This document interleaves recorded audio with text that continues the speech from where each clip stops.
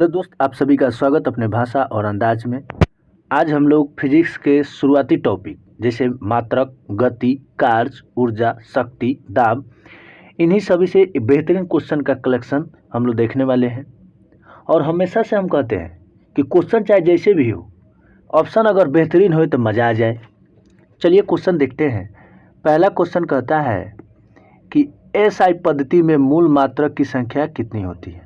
तो मूल मात्रक की संख्या कितनी होती है? 7। ठीक है, तो ये 2 क्या है? तो 2 है ये समपूरक मूल मात्रक। ठीक है, तो एक तो आप जानते हैं कि समतल कोण होता है,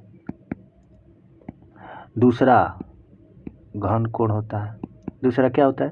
घन कोण। ठीक, 3 ये जो है ये है पुराने मात्रक जैसे ताप, आवृत्ति, ज्योति, तीव्रता। ठीक है, अब 5 ये क्यों दिए हैं? तो 2 गो ई या 3 गो ई, 5 गो। ठीक है, नेक्स्ट क्वेश्चन देखेंगे दूसरा। ज्योति तीव्रता का एसआई मात्रक क्या है? ज्योति तीव्रता का एसआई मात्रक क्या है? आपको ऑप्शन दिया गया है, ये हो जाएगा कंडेला। क्या होगा? कंडेला। यानी ज्योति तीव्रता का एसआई मात्रक हम लोगों ने क्या देखा? कंडेला। तो वेबर किसका है जी? चुंबकीय प्रवाह। चुंबकीय प्रवाह। एस्टेरेडियन किसका है जी? घन कोण। ठीक है, ज्योति फ्लक्स ये उल्टा पूछ दिए। ज्योति फ्लक्स का होता है लुमेन। क्या होता है? लुमेन। ठीक, नेक्स्ट क्वेश्चन हम देखेंगे। क्वेश्चन नंबर 3 कहता है कि एक प्रकाश वर्ष कितना होता है? एक प्रकाश वर्ष कितना होता है?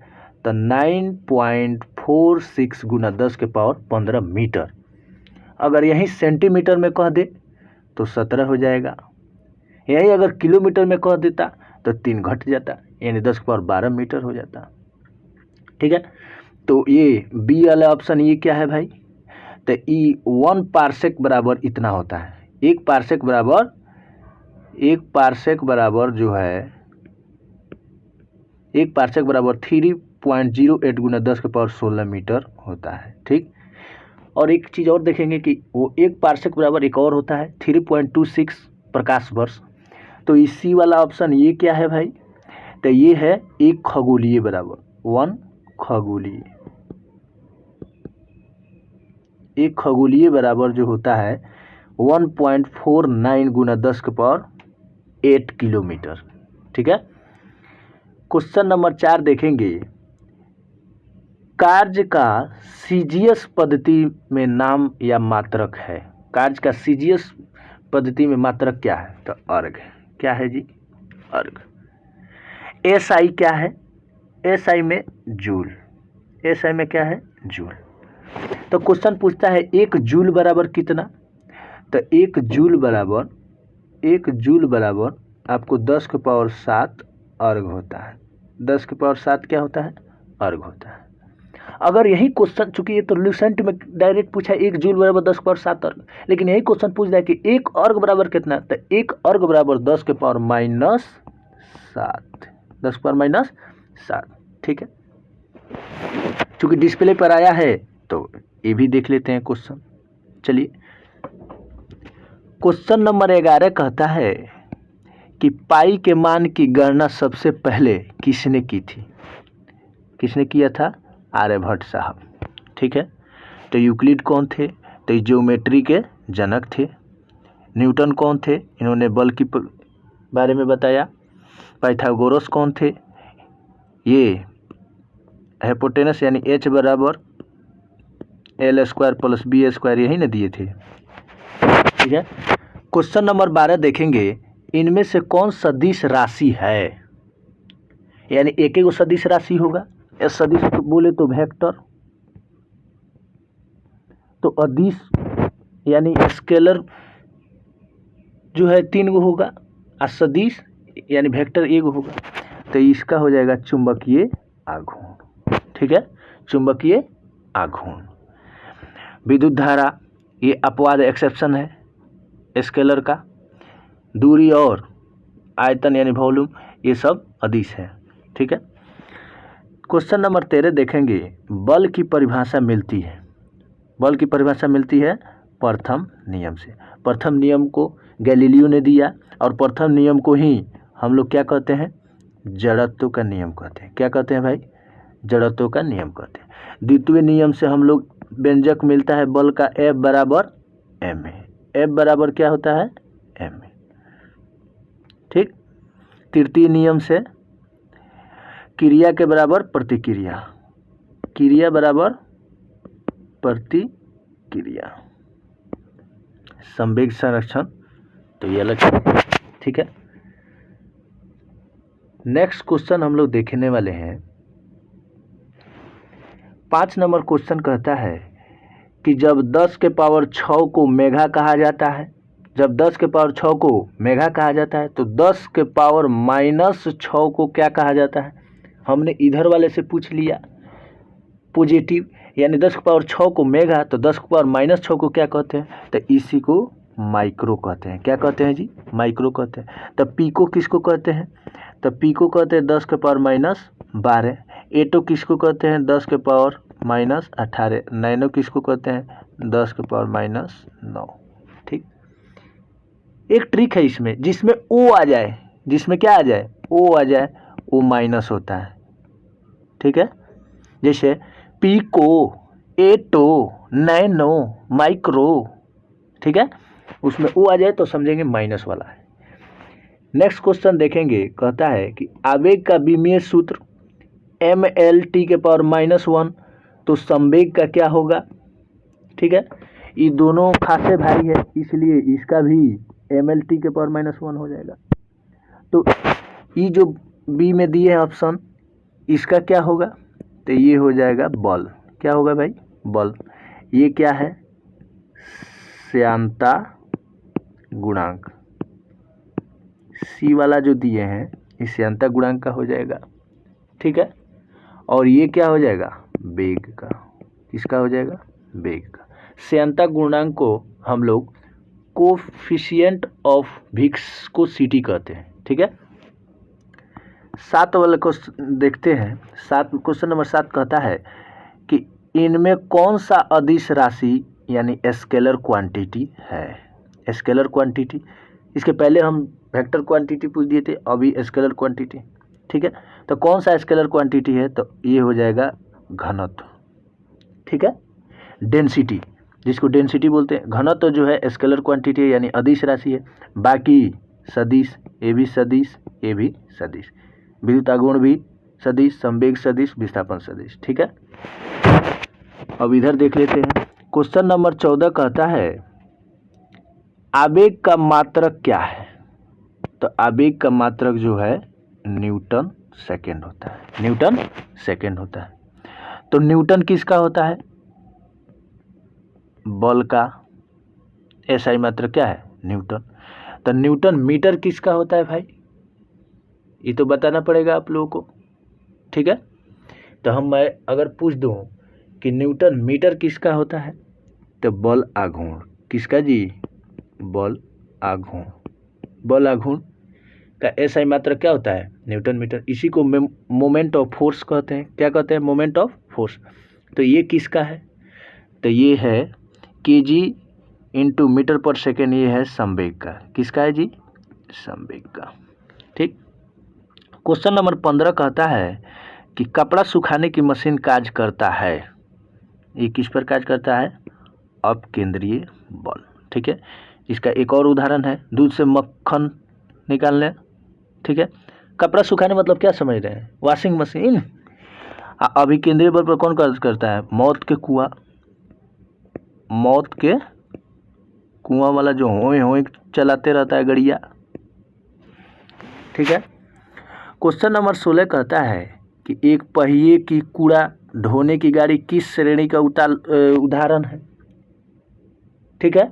आप जानते होंगे नगर निगम, नगर परिषद वाला कूड़ा ढोने वाला, ये द्वितीय श्रेणी का उदाहरण है। कौन श्रेणी, द्वितीय श्रेणी। तो प्रथम श्रेणी में कौन आता है, कैंची। क्या आता है जी, कैंची। द्वितीय में सरौता, सरौता नींबू निचोड़ने वाला। और तृतीय में आ जाता है एगो पंप सेट और मनुष्य का हाथ। ठीक है। नेक्स्ट क्वेश्चन देखेंगे, बहुत ही अच्छा क्वेश्चन का कलेक्शन है, बेहतरीन क्वेश्चन है, ऑप्शन तो ज़बरदस्त है। ठीक है, क्वेश्चन नंबर 8 कहता है कि कौन सी राशि धनात्मक यानी पॉजिटिव, ऋणात्मक यानी निगेटिव और शून्य यानी जीरो भी हो सकता है, यानी तीनों हो सकता है। तो वो क्या हो सकता है? विस्थापन। ठीक है, इसको क्या कहते हैं? विस्थापन कहते हैं। तो दूरी क्या होता है भाई? केवल पॉजिटिव। दूरी क्या होता है? केवल पॉजिटिव। ठीक है, नेक्स्ट क्वेश्चन देखेंगे। प्रक्षेप पथ के उच्चतम बिंदु पर वेग एवं त्वरण के बीच कोण बनता है।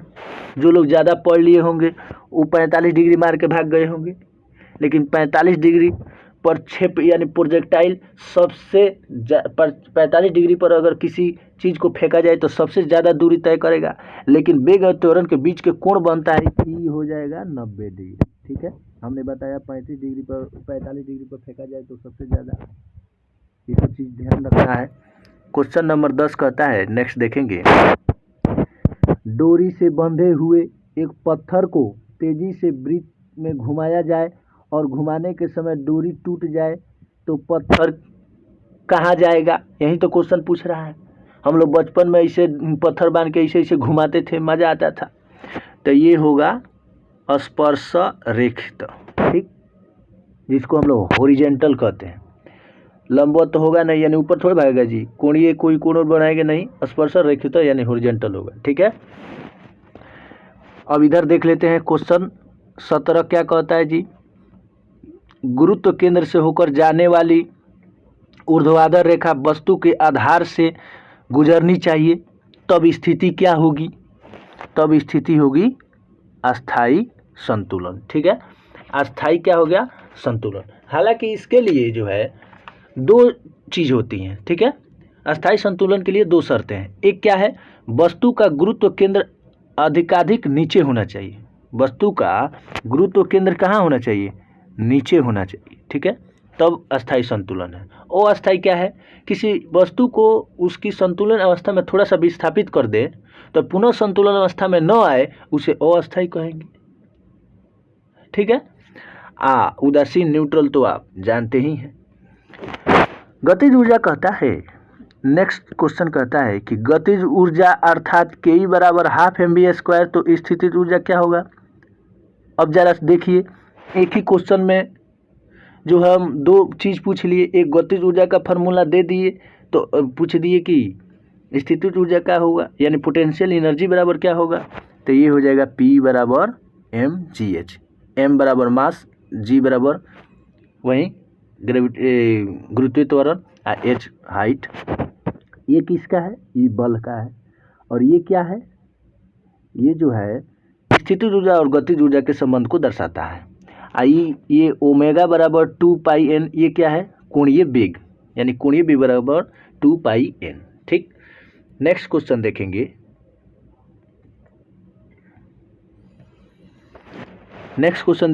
क्वेश्चन नंबर 19 कहता है कि ध्वनि से विद्युत में बदलता है। ध्वनि से विद्युत में बदलता है, कौन बदलता है भाई? माइक्रोफोन। जैसे पहले ध्वनि होगा तो माइक्रोफोन यानी माइकवा में बोलता है हलो लो लो लो हलो, तो देख रहे हैं यहाँ ध्वनि है, तार के माध्यम से विद्युत जा रहा है, तो इसलिए ये माइक्रोफोन होगा। और लाउड स्पीकर का क्या काम है भाई? जिसको चोंगा कहते हैं। और लाउड स्पीकर बड़का साउंड बॉक्स डीजे, उसमें क्या होता है? तो उसमें ये होता है कि मान लीजिए गाना बजाए तो कोई बोला तो नहीं, लेकिन तार के माध्यम से, विद्युत के माध्यम से उजर जाके बोलने लगा, जैसे जय जय श्री हनुमान। तो इसका मतलब क्या है? लाउड स्पीकर बोल रहा है ना, यानी विद्युत से ध्वनि बोल रहा है, तो विद्युत से ध्वनि। तो सितार क्या हो गया? सितार क्या होगा? तो ये हो गया यांत्रिक से विद्युत। क्या होगा जी? यांत्रिक से विद्युत। ये बड़ा मजेदार क्वेश्चन है जो डी ऑप्शन दिए हमने, बूफर। ये किसका उदाहरण है? ये विद्युत से यांत्रिक है, जबकि लूसेंट में जो पढ़े होंगे उनको ये नहीं मिलेगा। उनको क्या नहीं? ये नहीं मिलेगा, है ही नहीं। विद्युत से यांत्रिक बूफर जो घर में लगाया जाता है, चाहे ज़्यादातर साइबर कैफे वाले लगाते हैं। ठीक है, अब नेक्स्ट क्वेश्चन देखेंगे। ठीक है, नेक्स्ट क्वेश्चन कहता है, क्वेश्चन नंबर 20 कहता है गुरुत्वीय त्वरण का मान पृथ्वी के ऊपर जाने पर घटता है तो नीचे जाने पर क्या होगा। अब जब ये क्वेश्चन दे दिए कि ऊपर जाने पर घटता है तो नीचे जाने पर, तो लड़का सब दिमाग लगाएगा कि एगो तो घटते दे दिए, तो शायद अब ऊपर जाने पर घट रहा है तो नीचे जाने पर बढ़ेगा, तो यही तो कन्फ्यूजन है। लेकिन ये भी घटेगा ही, यानी हम लोगों ने देखा कि गुरुत्वीय त्वरण का मान पृथ्वी के ऊपर जाए या नीचे जाए, किसी भी स्थिति में ऊपर या नीचे जाने पर घटेगा। ठीक है, तो बढ़ेगा कब, पोल पर यानी ध्रुव पर जाएंगे तो बढ़ेगा। ठीक है, भूमध्य रेखा यानी इक्वेटर पर क्या होगा, न्यूनतम होगा। इक्वेटर पर क्या होगा, न्यूनतम होगा। तो कोई बता दे तो मैं मानूं। शून्य कब होगा, पृथ्वी के केंद्र पर क्या होगा, शून्य होगा। पृथ्वी के केंद्र पर क्या होगा जी, शून्य होगा। ठीक है, नेक्स्ट क्वेश्चन हम लोग देख लेते हैं। क्वेश्चन नंबर 21 कहता है पृथ्वी अपनी वर्तमान कोणीय चाल से कितनी गुनी अधिक चाल से घूमने लगे तो भूमध्य रेखा पर रखी वस्तु का भार शून्य हो जाए। ठीक है, तो ये हमने ऑप्शन बेहतरीन दे दिया है। कोई लोग पढ़े होंगे कि 17 गुनी, वो तो ठीक है, लेकिन कोई पढ़ा होगा कि 1 और 7 तो होता ही है, तो यहाँ 17 भी है, यहाँ 71 भी है, लेकिन आंसर होगा 17 गुनी। ठीक है, तो हम लोगों ने देखा पृथ्वी अपने वर्तमान कोणीय चाल से 17 गुनी अगर अधिक चाल से चले तो भूमध्य रेखा पर रखी वस्तु का भार शून्य हो जाएगा। नेक्स्ट क्वेश्चन हम लोग देख लेते हैं। नेक्स्ट क्वेश्चन 22 कहता है HP।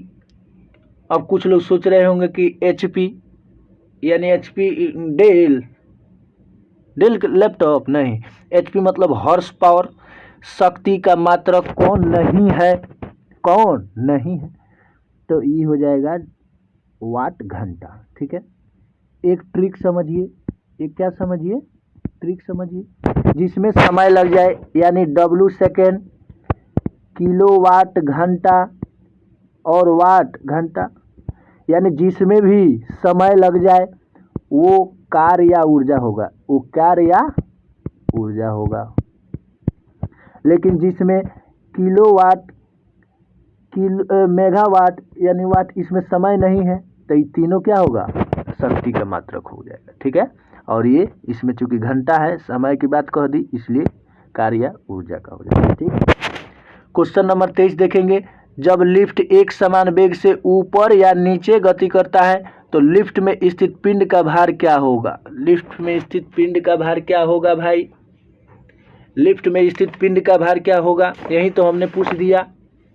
तो पिंड का भार क्या होगा जी, अपरिवर्तित होगा। ठीक है, क्योंकि समान वेग से कह दे तो अपरिवर्तित हो जाएगा, समझ रहे हैं।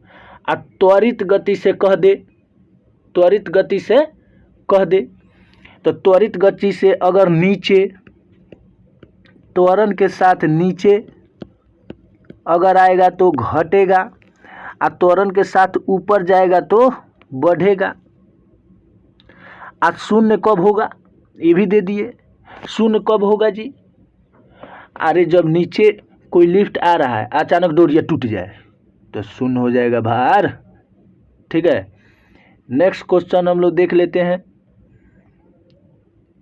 नेक्स्ट क्वेश्चन कहता है 24 नंबर कि बुध का परिक्रमण काल सबसे कम तो सबसे ज़्यादा किसका, वरुण का, इसी को इंग्लिश में नेपच्यून कहते हैं। ठीक है, तो पृथ्वी कोई बता दे तो माने, एक सूर्य को एक चक्कर लगाने में पृथ्वी कितना, तो 365 दिन 6 घंटा, 365 दिन 6 घंटा। ठीक है, और कह दे एक क्वेश्चन कि पृथ्वी अपने ध्रुव पर एक चक्कर कितने देर में लगाती है एक चक्कर, तो ये हो जाएगा 24 घंटा। कितना घंटा जी, 24 घंटा। क्वेश्चन नंबर 25 कहता है कि उपग्रह का कक्षीय चाल उसकी पृथ्वी तल से किस पर निर्भर करता है, किस पर निर्भर करता है, तो निर्भर करता है ऊंचाई पर, निर्भर करता है ऊंचाई पर, निर्भर नहीं करता है द्रव्यमान पर, निर्भर नहीं करता है द्रव्यमान पर। यानी उपग्रह का कक्षीय चाल उसकी पृथ्वी तल से निर्भर नहीं करता है द्रव्यमान पर, और निर्भर किस पर करता है? ऊंचाई पर। नेक्स्ट क्वेश्चन देखेंगे। क्वेश्चन कहता है 26 नंबर क्वेश्चन कहता है कि कक्षा में संचार उपग्रह स्थापित करने की संभावना सबसे पहले किसने व्यक्त की? तो ये व्यक्त की ऑथर सी क्लार्क ने, ऑथर सी क्लार्क ने। तो जोहान्स केपलर क्या थे? इन्होंने गति की खोज की, गति के बारे में बताया। कोपरनिकस क्या थे? इन्होंने कहा कि सभी ग्रह सूर्य को परिक्रमा करते हैं। गैलीलियो तो आप जानते हैं कि दूरबीन और गति के प्रथम नियम देने का काम किए।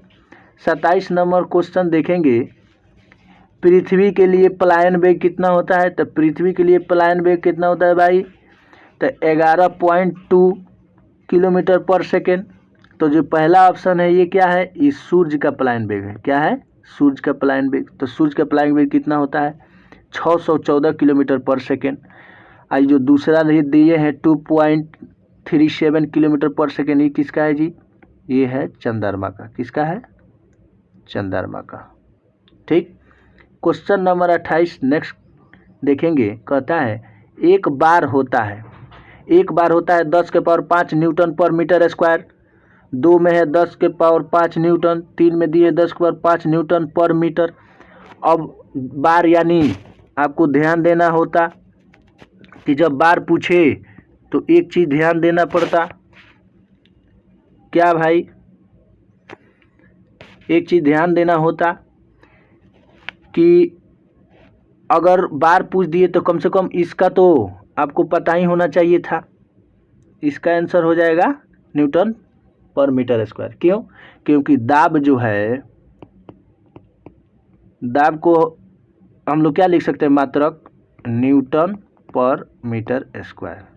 तो दाब का ही तो बार से हम लोग नापते हैं, तो इसीलिए इसका न्यूटन पर मीटर स्क्वायर है, तो इसीलिए 10 के पावर 5 न्यूटन।